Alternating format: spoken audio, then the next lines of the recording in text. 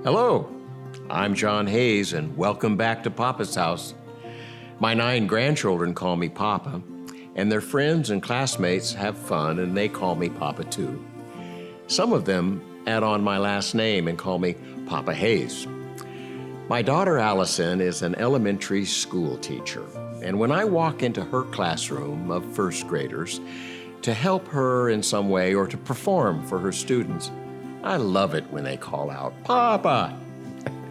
I love to make them laugh and feel good. And if I can do the same for you, then I've succeeded here at Papa's House. My next story was inspired by a real family event. It's called Mason Cannot Fly. Oh, and I hope you stick around after my performance because I have a serious concern about this story. I'd really like your opinion about what to do. And now, Mason Cannot Fly. The top bunk was 6 feet 2 inches above the bedroom floor. Mason was about to go where no 4-year-old had gone before. Mason tied his blankie around his neck like a superhero cape, then stood on top of his bunk with a stuffed monkey named Ape. Mason pulled up his droopy pajama bottoms with a superhero tug. He blinked hard, held his breath, and gave Ape a superhero hug. And Mason jumped from his top bunk at 6 feet 2 inches high. For one moment, Mason thought that he could superhero fly. His faith in flight was great, but the law of gravity was greater because 6 feet 2 inches and exactly 0.6193 seconds later, Mason landed feet first onto his bedroom floor with a boom. You might say he flew straight down to the floor of his room. Mama was in the kitchen when she heard the loud thud noise. Mama wondered why loud noises always come from her boys. She found Mason lying on his bedroom floor, curled up in a ball. Pillows had fortunately helped to break our Super Mason's fall. At first, Mama wanted to laugh, but then she wanted to cry as she saw his eyes fill with tears and say, "Mason cannot fly." Hoping to be a super boy, he found out he was super meek. And now he had super tears rolling down each super cheek. Mama picked up little Mason and handed him Ape to hug. She kissed away all his tears and gave his super cape a tug. "You flew, Mason. You just crashed very quickly from up there.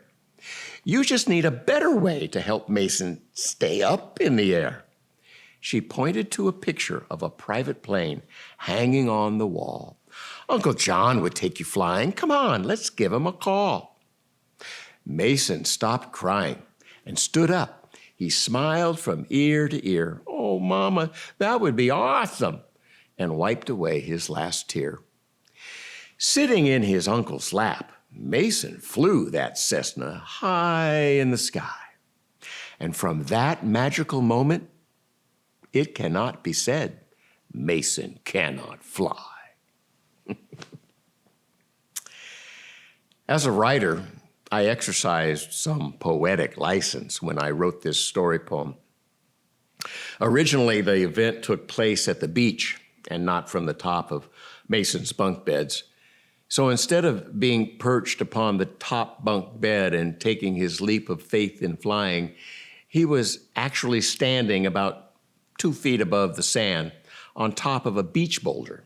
That was when he decided to attempt superhero flight, but promptly belly flopped onto the soft sand, knocking the wind out of him.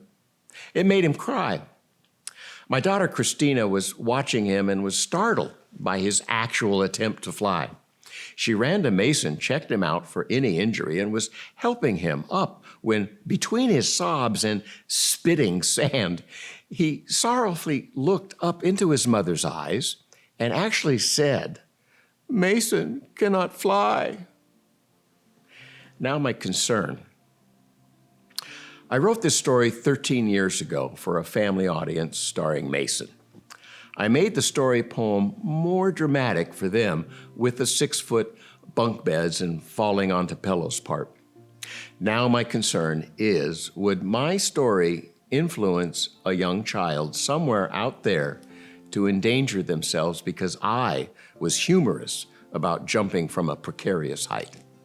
Or for that matter, from any height. My question to you is, should I rewrite the story with the setting of a soft, sandy beach and from a short, protruding rock? Send me an email with your thoughts and opinions to my website, papashouse.com. I am looking forward to reading your ideas, experiences, and concerns. Mason Cannot Fly is very precious to me, but based on your feedback, I will, 1, leave it as it is, or 2, rewrite it according to the actual beach scenario, or 3, just take it off the playlist completely. I look forward to hearing from you, and today, 13 years later, Mason is almost 18 years old and has only a few more flight time hours left in flight school. He's about to get his private pilot's license. Mason cannot fly? Not anymore. Say, if you've enjoyed spending time with me at Papa's House, please consider subscribing to my channel and also by signing up at papashouse.com. I have many more family story poems that I've written over the years that I hope to record and share with you. And I also have a file folder brimming with old and new ideas that are waiting to be written by me for you, my new family members at Papa's House. Thank you. God bless. That might have been it. I think so. I hope so. Hope.